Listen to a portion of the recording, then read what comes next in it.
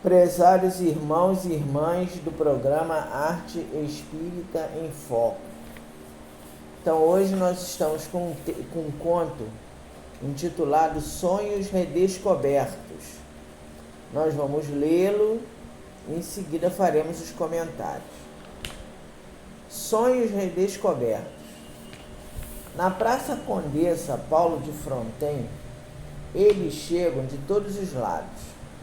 São os moradores de rua, que diariamente buscam alimentos no café da manhã solidário, aliviando a fome crônica com café com leite, pão com queijo, salada de frutas, além de serem confortados por minhas palavras de carinho e compreensão. Eu, que já fui reconhecido como empresário do ano, atualmente encontro-me como coordenador deste projeto humanitário. No passado fui sócio fundador da Química Brasil, uma lucrativa empresa de produtos direcionados ao setor automobilístico, que me possibilitava ganhar rios de dinheiro. Ao observar meus irmãos necessitados pegarem os mantimentos fornecidos no café da manhã solidário, recordo os caminhos tortuosos que me trouxeram até aqui. Há exatamente 58 anos atrás, entrei na Faculdade de Química da UFRJ. Oriundo da então recém-inaugurada Cidade de Deus, situada no bairro de Jacarepaguá, passei a residir na República de Estudantes da Universidade. O ano era 1966. Nessa época, o movimento estudantil fervilhava de ações contestatórias. Alunos de vários cursos engajavam-se na luta armada para enfrentarem a ditadura militar. Eu, negro e vindo de classes sociais menos favorecidas, resolvi ficar quietinho no meu canto e não me meter em confusão, aproveitando da melhor forma possível a oportunidade que me fora concedida. Fui um aluno medíocre, mas um golpe da sorte levou-me ao topo da escala social. Eu tinha um colega chamado Adalberto Ventura, nordestino, sem família.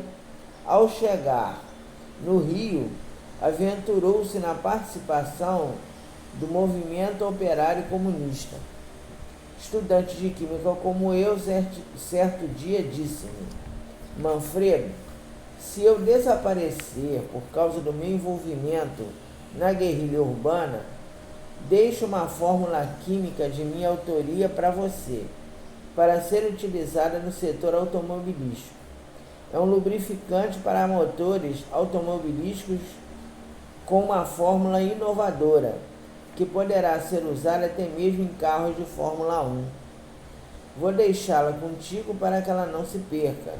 Se me matarem, a fórmula é sua. Você ficará rico, mas não esqueça de ajudar os menos favorecidos. Adalberto deixou sua fórmula inovadora comigo e pouco tempo depois as suas previsões concretizaram-se. Nunca mais apareceu, sumiu misteriosamente da universidade. Até hoje seu cadáver não foi encontrado. Provavelmente foi atirado em alto mar. Ao término do curso universitário, fui ao Instituto Nacional de Propriedade Industrial, INPE, e patenteei a fórmula do meu amigo em meu nome. Terminei o curso de Química em 1970 e ofereci a fórmula ao ITA, Instituto Tecnológico da Aeronáutica, pois o produto aplicava-se também a aviões. Lá encontrei um brigadeiro que, apesar da pecha de honestidade absoluta, concordou em financiar a produção do lubrificante com a seguinte condição: vamos superfaturar esse projeto, meu amigo. A porcentagem é 50% para mim, 50% para você. Topas? Como não toparia? Aquela fórmula caiu em minhas mãos milagrosamente sem que eu empreendesse o mínimo esforço. Qualquer porcentagem seria lucrativa. Diante desta perspectiva, eu e o brigadeiro fundamos uma empresa de produtos químicos ligada ao ITA, que denominamos Química Brasil.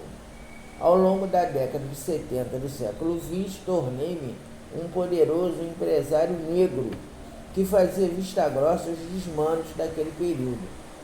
Cantei feliz aquela música, este é um país que vai para frente. Defendia que era necessário aumentar primeiro o bolo para depois dividi-lo. Indicado diversas vezes como empresário do ano, eu era apontado como alguém que viera de baixo e vencera na vida a custo de muito suor e esforço. Casei-me com uma socialite falida, uma mulher chamada Samara Alvarenga, egressa de uma família de 400 paulistas que perderam a fortuna. Entrei para o seleto grupo de super ricos brasileiros, até que no ano de 2019 a situação mudou. Em plena pandemia, meu filho Augusto procurou-me com a seguinte proposta: papai, eu, mamãe e meus irmãos nos reunimos e decidimos colocar o Grupo Inovar como parceiro financeiro da nossa empresa. O Grupo Inovar é líder no setor de lubrificantes automobilísticos e a parceria será extremamente lucrativa para todos nós. Eu conheci o dono do Grupo Inovar. Seu nome é Sebastião Serapião, um financista larápio, destituído de qualquer tipo de escrúpulo, que usa empresas fantasmas para lavar dinheiro sujo do crime organizado. Apesar de também ter cometido muitos erros na vida, nunca envolvi-me com o crime organizado, nunca descer a tal ponto de devassidão. Há bastante tempo, afastaram-me completamente dos meus familiares, preenchendo meus dias com excesso de trabalho. Eu construíra aquela empresa e decidi que não permitiria tamanho desplante.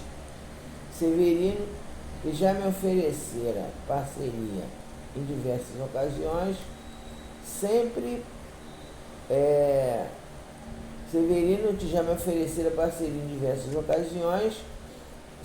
verificou que eu recusei-me. Seus métodos eram desonestos demais para mim. Certa vez fiquei tão indignado com as suas propostas que cuspi no seu rosto. A partir daquela proposta descabida do meu filho, entrei de rota colisão com a minha família. Vi que todos não passavam de uma súcia de vagabundos mal intencionados.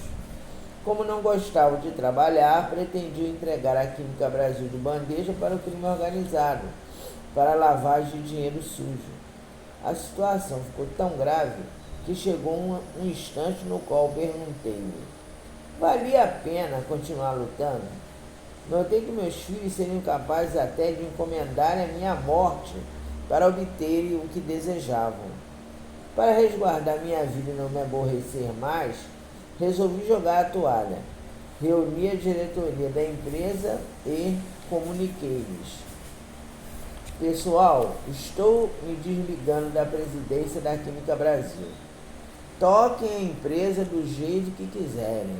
Depositem na minha conta bancária mensalmente a participação dos lucros da empresa e esqueçam-me. Fui até a minha casa pela última vez, reuni alguns pertences, internei-me voluntariamente no lar Pedro de Alcântara, um asilo de idosos localizado no Rio Comprido. Inventei que estavam cometidos de demência senil para justificar a internação. E na noite de Natal de 2019, tive um encontro de almas revelador que mudou completamente a minha vida. Eu dormi e sonhei que vi-me num jardim encantador. Eu dormi e sonhei que estava num jardim encantador. Vi-me num jardim encantador e este jardim era situado num lugar que eu não conseguia identificar. De repente, Adalberto Ventura, aquele colega desaparecido, estava sentado ao meu lado num caramanchão. Espantado, perguntei-lhe: Adalberto, o que aconteceu com você? E ele me disse: aqui neste lugar sou eu que faço as perguntas, Manfredo. E a minha pergunta é: o que aconteceu com você? Comecei a chorar sem conseguir responder a tão significativa pergunta. Quando acalmei-me, Adalberto fez-me enxergar algumas evidências que nunca me ocorreram. Seu coração tornou-se uma massa infecta de orgulho, egoísmo e vaidade. Acusas teus filhos de serem corruptos, mas esqueces que a tua fortuna foi construída sobre pilares de corrupção quando aceitaste o superfaturamento do brigadeiro.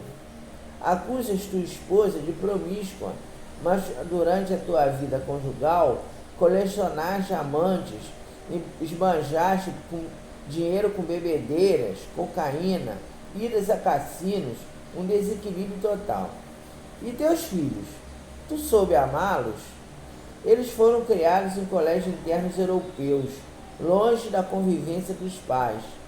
Foram largados à própria sorte e tornaram-se egoístas, insensíveis, calculistas, preguiçosos e irresponsáveis. Por isso, volto a te perguntar: o que aconteceu com você? Perplexo, que reconhecia a absoluta justeza nas colocações de Adalberto. Desalentado, disse-me: creio que agora é tarde demais para consertar o descalabro que foi minha vida. Eu falhei como empresário, pai, marido e cidadão. Os meus sonhos morreram. Não, você pode reconstruir os seus sonhos. Como? Lembra-se de uma recomendação que lhe dei e você esqueceu? Você ficará rico, mas não esqueça de ajudar os menos favorecidos. Acordei deste reencontro com as palavras de Adalberto repercutindo no pensamento. E a partir daquele Natal de 2019, criei o Café da Manhã Solidário. No dia 25 de dezembro, preparei o primeiro café da manhã na cozinha do asilo e fui para as ruas. Peguei o carro do asilo emprestado para acondicionar os mantimentos e fui à luta na reconstrução dos meus sonhos perdidos. Além da doação dos alimentos, eu encorajo aqueles seres tão tristes, mostrando-lhes que os sonhos podem ser redescobertos. A vida trouxe-me novas surpresas. Certa manhã, Flávia, ex-funcionária da Química Brasil, apareceu na Praça Condessa Paula de Fronteira, candidatando-se para ser voluntária do projeto solidário. Ela trabalhou comigo durante muitos anos, atuando como secretária. Eu sempre a respeitei, mas confesso que sempre tive uma quedinha por ela. No entanto, a seriedade e firmeza moral de Flávia ergueram uma intransponível barreira, impossível de ultrapassar. Vi que Flávia não era fútil como as sugar baby que eu colecionava, que eram moças ambiciosas que exploravam velhos idiotas como eu. Quando passou num concurso público, tornando-se defensora pública, Flávia pediu demissão. Agora, aos 60 anos, Flávia está aposentada e mantém um garboso porte de mulher atraente. Divorciada, sem filhos, apresentou-se para atuar como voluntária no meu projeto. Reatados os laços afetivos, resolvi que chegara ao instante de abandonar a timidez. Convidei-a para jantar e declarei-me: hoje, 24 de dezembro de 2025, passarei a noite de Natal na casa de Flávia. Levarei flores, uma garrafa de vinho do Porto e um poema que declamarei. Ela mora no Grajaú, numa casa ampla e acolhedora. Mora sozinha. Terminadas as atividades do Café da Manhã Solidário, levamos as bandejas de distribuição para a cozinha do asilo para serem lavadas. Na madrugada do dia seguinte, sairei para o mercado para comprar mantimentos, para servirmos mais alimentos aos meus irmãos moradores de rua.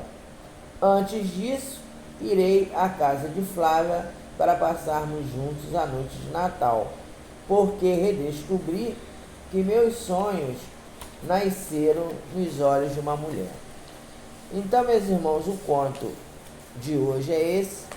Eu vou aproveitar a oportunidade para desejar a todos vocês um Feliz Natal. E as nossas reflexões são as seguintes. Geralmente, nessa época do final de ano, a gente faz analisa como é que está a nossa vida, o que nós fizemos durante o ano, como é que foi o nosso ano, quais são os nossos planos para o próximo período, né, do ano letivo. E muitos de nós, principalmente pessoas da minha idade, que eu estou com 66, vou fazer 67 ano que vem, muitos de nós verifica que falhamos redondamente em muitas coisas. Então, qual é a saída para alguns? É colocar a culpa das coisas que aconteceram em outras pessoas.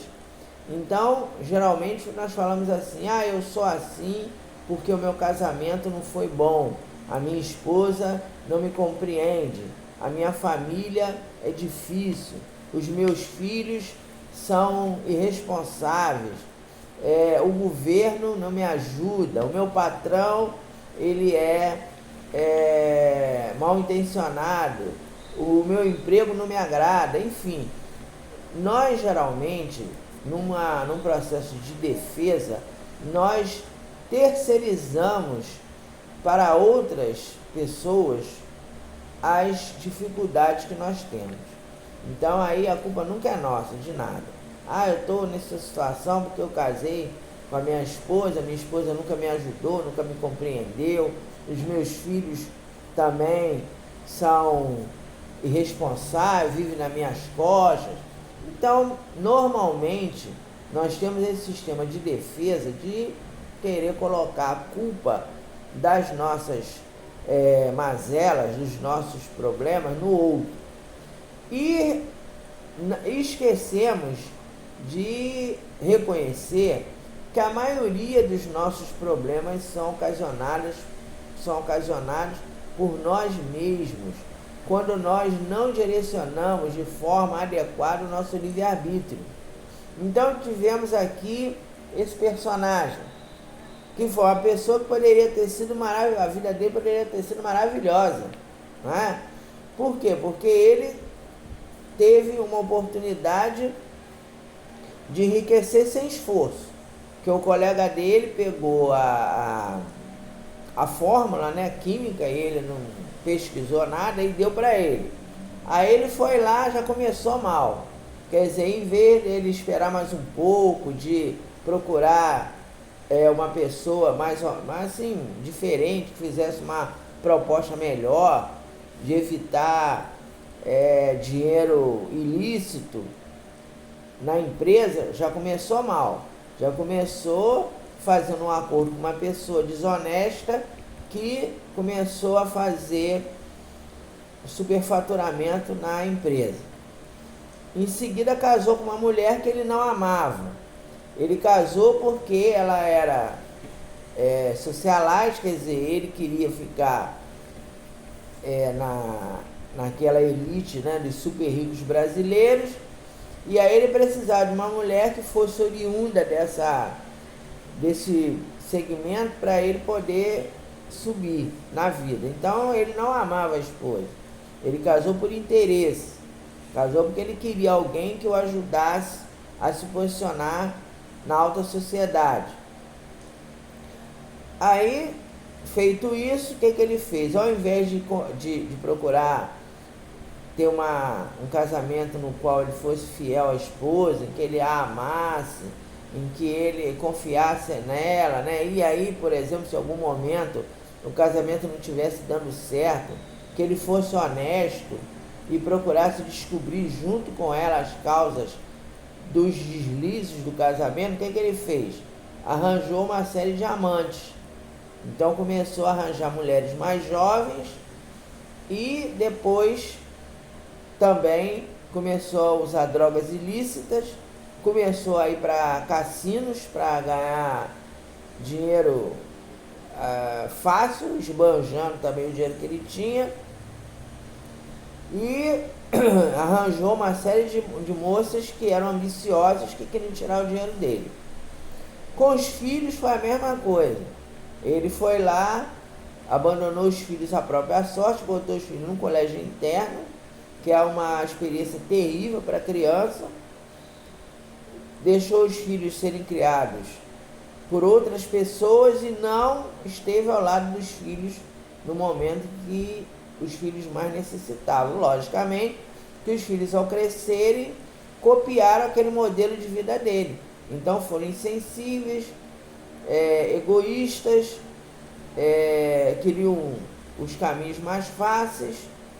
E aí ele chega no final da vida, num momento em que ele se vê pressionado pelas situações que ele mesmo ocasionou, e aí ele fica reclamando. Ele fala que os sonhos dele morreu. E aí a doutrina espírita, aquele personagem, né, aquele espírito desencarnado, representa o que a doutrina espírita nos fala. O que a gente tem que fazer para a gente redescobrir os nossos sonhos? Apenas compartilhar o que temos com os nossos semelhantes, que pode ser dinheiro, pode ser afeto, pode ser carinho, pode ser compreensão, porque veja bem, às vezes a gente não tem dinheiro para sair na rua dando alimento para os outros, né? Mas a gente pode, com aqueles que nos cercam, nós podemos ser um bom amigo, ser um bom parceiro de caminhada, podemos compartilhar os nossos conhecimentos com a doutrina espírita, com aqueles que estão ao nosso lado. Então isso é o que faz com que os nossos sonhos, se morreram, sejam redescobertos. Como ele era empresário, ele recebia mensalmente uma quantia significativa da empresa que ele fundou, ele tinha recursos para fazer aquele café da manhã solidário. Foi o que ele fez. Ele começou a investir no sentido de trabalhar a solidariedade. E com isso, ele também redescobriu o amor, porque aí uma moça que ele conheceu na juventude, que ele na época não pôde manter uma relação afetiva com ela, veio e fez com que ele redescobrisse os sonhos de amor. Então fica aqui para nós, como a nossa reflexão para final do ano, para o Natal, que nós temos que ser honestos com as nossas limitações. Quer dizer, nós temos que ter honestidade para reconhecer aonde que nós erramos. Não adianta ficar botando a culpa no governo, no outro, na família. Nós temos primeiro olhar para dentro de nós e verificar o que eu estou fazendo de errado. É aquela recomendação de Santo Agostinho. Diariamente, verifique o que você fez naquele dia que pode ser melhorado, pode ser retificado. Se nós fizermos isso, os nossos sonhos se mantêm presentes.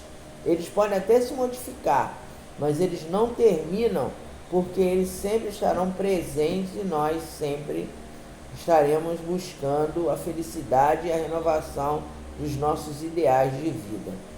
Então, meus irmãos, a mensagem de final de ano para meus parceiros aqui é esta: que nós tenhamos um Feliz Natal e nós aproveitemos esse momento para refletir sobre de que maneira que estamos encaminhando a nossa vida para nós redescobrirmos os nossos sonhos.